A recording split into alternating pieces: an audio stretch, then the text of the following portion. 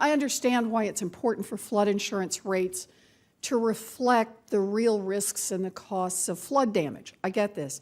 And I understand why we want our flood maps to represent the best scientific data available, including the latest evidence of climate change. And over time, I agree that it makes sense for us to move to a market-based system for setting flood insurance rates, provided we adequately take into account affordability concerns for low-income families. I get this. I have more trouble understanding, though, why it's made sense for FEMA to implement various new rules at the same time that they're updating the flood insurance maps. When FEMA put out the new flood maps this year and last year, they placed hundreds of thousands of homeowners into a flood zone for the very first time. And so now there are thousands of people in Massachusetts, thousands of homeowners, who are suddenly being asked to pay thousands of dollars in premiums that they had never been asked to pay before. And many of these homeowners are dealing with new and unexpected costs. Many have no good options available to them. One Massachusetts resident wrote to me and said, I'm 70 years old, I live on a fixed income, and I'm unable to pay the proposed flood insurance. That constituent and many others have said they don't know what to do. So I'm here today. I'm very glad to have the opportunity to hear from Senator Landry, to hear from Senator Vitter, to hear from my colleagues and others who will be here to testify.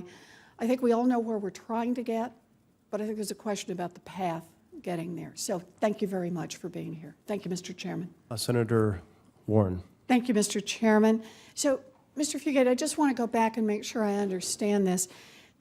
What kind of outreach did FEMA do before it released the new maps, or as it was releasing the new maps, to tell homeowners who'd never before been in flood zones that now they were going to end up in flood zones? Well, community by community, when we go in to update maps, and there's usually either we have a map that's old, that we have new data, we have been requested by the community, or we've had a disaster, and disasters have been prioritized in a lot of that. We start our conversations with the community itself, the government that's responsible for that jurisdiction. This process is actually a several-year process that we start with them. We get the best available. So you talk to the mayors. I just want to make sure I'm following. You talk to the mayors. You talk to the county officials. Yes, ma'am. We send the notifications. Oftentimes, the people we're working with are the public works, utilities, or whoever the land use management agency is. And then we work with them in developing the scoping of the maps, the areas we're going to look at to update, any additional concerns they have. If they have data or newer data, FEMA contracts with engineering firms to then update those maps. We do a series of preliminary maps. You may hear the term a pre-firm, a pre-flood insurance rate map, that we then go back to the community. They do notices. Oftentimes, though, this process, even though there's public notices and there's outreach, most people don't pay too much attention to it until they see that their status has changed. That's why we do the hearings. We provide that opportunity. At that point, if new information is given, we're able to take a look at that. We've had several where we've issued pre-firms. Members of the communities have questioned the data. We've got new data. This process can take 2 to 3 years. Then the community has to, the local officials, to make the maps official. FEMA cannot make the maps official, but to make them enforceable, the local government has to vote to adopt the maps as part of their ordinance. So let me follow up to make sure then that I'm tracking on this. So when someone discovers then that they're now, because of the map, they're now in a flood zone, they had not been in a flood zone before, I understand that there's an appeals process. Yes, ma'am. For that, can you tell me how many people have appealed their status in a flood zone? Do we know yet? Do we have any idea? I would have to respond for the record for that. I know it's in the hundreds, if not thousands. But I would have to go back because we do so many maps across the country, and they're in all phases of production. Some are preliminary, some have already been in the pre-firm. But pre-firm is usually when the public first gets their look at the maps. And one of the things that we used to do was it was always on paper, so you had to go somewhere to see it.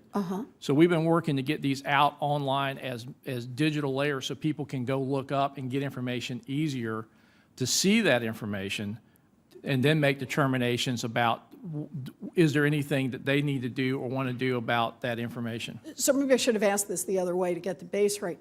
how many homeowners have been affected by moving from not in a flood zone to in a flood zone? Do you have some sense? Or have had their status changed because they're Oh, it is substantial, and it goes both ways. substantial as in? Thousands. And I would have to, it depends upon maps. Some maps had good data, so you don't see big changes. Others are more substantial. We know, I can show you that in New York and New Jersey, post-Sandy, that we had already been doing maps prior to Sandy. And so in using that data, it has increased the flood risk in those areas. The maps display the risk. And so as we went through, we were actually mapping those areas and updating maps prior to Sandy. But there were substantial changes. So it is impacting how and where people rebuild.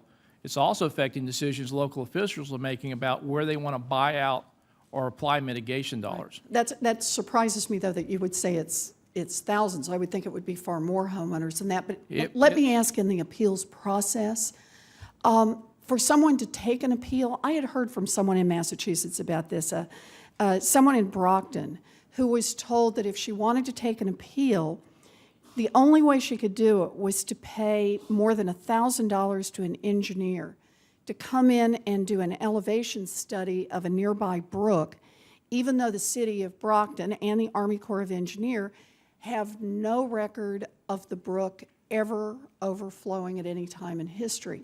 So the question I have is, for a homeowner to take an appeal, if they have to take on a cost like this, does that really give them an effective tool if they think that they should not be rated as in a flood zone? Well, there's two parts to that. The first piece is, unfortunately, the program does not have the money to pay for the elevation certificates, and that's what determines that. The second piece is, I've been all over the country, and no disrespect, Senator, I've been in many places that have never flooded before till it's declared as a disaster. So we look at the basins, we look at the topography, we look at the risk, and we're dealing with risk of 100-year and 500-year risk in calculating these flood tables. So it's not uncommon to go in the areas that have not had recent flooding, because quite fortunately, that's not the case in many places. But if you do have that rainfall event or that storm event, their risk would fall greater than 1%, which is the special flood risk area. But if we can get the elevation and say you're 1 foot above that, then that would move you back into a much better category of risk and would make the insurance much more affordable. Good. Well, I have some more questions about the process. I want to say thank you, Mr. Chairman. I'm sorry we ran over.